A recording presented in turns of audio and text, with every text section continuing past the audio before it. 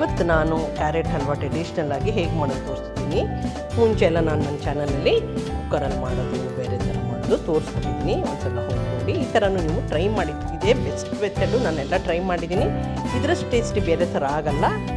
Hi everyone, welcome to Hema's office in kitchen. ಮೊದಲಿಗೆ ನಾನು ಒಂದು ಪ್ಯಾನ್ನ ಕಾಯಿಸ್ಕೊಂಡು 2 ದೊಡ್ಡ ಸ್ಪೂನಷ್ಟು ತುಪ್ಪ ಹಾಕ್ಕೊಂಡಿದ್ದೀನಿ. ಜಾಸ್ತಿ ಹಾಕ್ಕೊಂಡಿದ್ದೀನಿ ಯಾಕಂದರೆ ನಾನು ಎಣ್ಣೆ ಎಲ್ಲ ಯೂಸ್ ಮಾಡ್ತಾಯಿಲ್ಲ, ಬರೀ ತುಪ್ಪದಲ್ಲೇ ಮಾಡಿರೋದ್ರಿಂದ.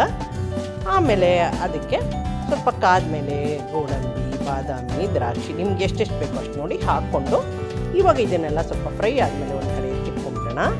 ಅದಾದಮೇಲೆ ನಾನು 1 kgಯಷ್ಟು ಈ ಡೆಲ್ಲಿ ಕ್ಯಾರೆಟ್ ಬರುತ್ತಲ್ಲ, ಇವಾಗೆಲ್ಲ ಬರ್ತಾಯಿದೆ ಫ್ರೆಶ್ ಆಗಿ, ಅದನ್ನು ತೊಗೊಂಡು ಕ್ಲೀನ್ ಮಾಡಿಕೊಂಡು ತುರ್ಕೊಂಡಿದ್ದೀನಿ. ಇದು ಮೋಸ್ಟ್ಲಿ ಒಂದು 100 ಗ್ರಾಮಷ್ಟು ವೇಸ್ಟೇಜ್ ಹೋಗಿರ್ಬೋದು.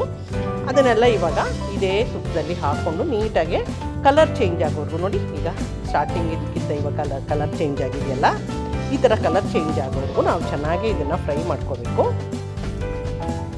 ಆಮೇಲೆ ಇದೊಂದು 3 ರಿಂದ 4 ನಿಮಿಷ ತಗೊಳುತ್ತೆ. ಇದಾದಮೇಲೆ ನಾನು ಒಂದು ಅರ್ಧ ಲೀಟ್ರಷ್ಟು ಫುಲ್ ಫ್ಯಾಟ್ ಮಿಲ್ಕ್, ನಾನು ನಂದಿನಿನೇ ತೊಗೊಂಡಿದ್ದೀನಿ.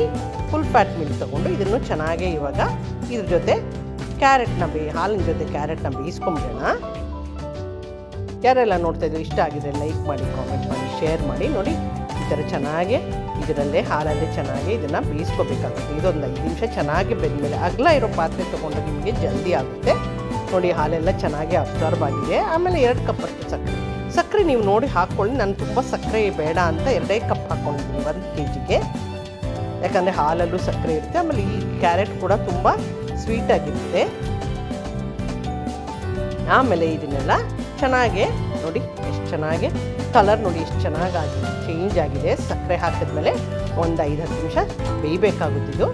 ಅದಾದಮೇಲೆ ನಾನು ಒಂದು 100 ಗ್ರಾಮಷ್ಟು ಖೋವಾ ತೊಗೊಂಡಿದ್ದೀನಿ, ಡ್ರೈ ಖೋವಾ, ಆಮೇಲೆ ಸಪ್ಪೆ ಖೋವಾ ಆಮೇಲೆ ಏಲಕ್ಕಿ ಪುಡಿ, ಇದೆರಡು ಹಾಕ್ಕೊಂಡು ನೀಟಾಗಿ ಈಗ ಇದನ್ನು ಮಿಕ್ಸ್ ಮಾಡ್ಕೊಂಬಿಡೋಣ. ಇದೊಂದು 2 ನಿಮಿಷ ಚೆನ್ನಾಗಿ ಇದನ್ನು ಮಿಕ್ಸ್ ಮಾಡ್ಕೊಂಬಿಡೋಣ. ಯಾಕೆ ನೋಡಿ ಏನು ಇವಾಗ ಸಕ್ಕರೆ ಆಗಲಿ ಹಾಲಾಗಲಿ ಎಲ್ಲ ಕರ್ಗೋಗ್ಬಿಟ್ಟಿದೆ. ಆಮೇಲೆ ನಾವಿವಾಗ ಇದಕ್ಕೆ ಆಗಲೇ ಫ್ರೈ ಮಾಡಿಟ್ಕೊಂಡಿರೋ ದ್ರಾಕ್ಷಿ, ಬಾದಾಮಿ, ಗೋಡಂಬಿ ಹಾಕ್ಕೊಂಡು ಒಂದ್ಸತಿ ಚೆನ್ನಾಗಿ ಮಿಕ್ಸ್ ಮಾಡಿಕೊಂಡು ಈಗ ಸ್ವಿಚ್ ಆಫ್ ಮಾಡಿಬಿಟ್ರೆ ರುಚಿಯಾಗಿರೋ ಕ್ಯಾರೆಟ್ ಹಲ್ವಾ ರೆಡಿಯಾಗಿದೆ ಇವಾಗ. Thank you for watching my video. Do try this recipe.